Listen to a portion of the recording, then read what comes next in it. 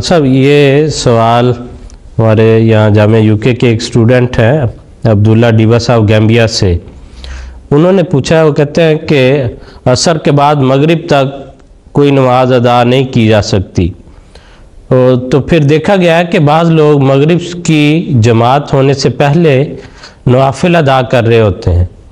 تو وہ کون سے نوافل ہیں اور اس کا جواز کس طرح نکلتا ہے؟ بات یہ ہے کہ عصر کی نماز کی ادائیگی کے بعد سورج غروب ہونے تک کا جو وقت ہے، اس عرصے کے دوران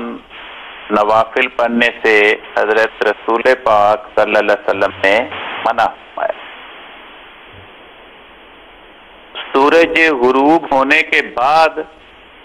نوافل پڑھنے کی اجازت ہے، سورج غروب ہونے تک نوافل پڑھنے کی ممانعت۔ مثلا اگر 5:15 بجے سورج غروب ہو اور مغرب کی جماعت کا وقت 5:25 یا 5:30 ہو، 5:30 ہو، تو جو آدمی مسجد میں آ گیا ہے سورج غروب ہونے کے بعد اور جماعت کھڑی ہونے میں ابھی 10 منٹ یا 5 منٹ یا 15 منٹ باقی ہیں، تو وہ اس میں اگر نوافل پڑھنا چاہے تو پڑھ سکتا ہے۔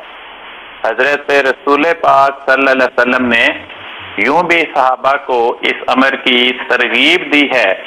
کہ جب بھی وضو کر کے مسجد میں آؤ تو مسجد میں آ کے کم از کم 2 رکعت نوافل ادا کیا کرو۔ فرمایا صلو قبل صلاۃ المغرب رکعتین،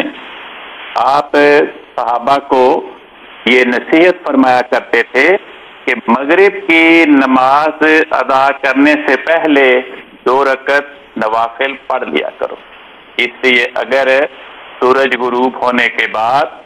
جو وقت ہو مغرب کی جماعت کھڑی ہونے میں، تو جو درمیانی وقت ہے اس وقت اگر کوئی انسان 2 نفل پڑھے گا تو وہ حضرت رسول پاک صلی اللہ علیہ وسلم کی اس حکم کا اطاعت گزار کرا پائے۔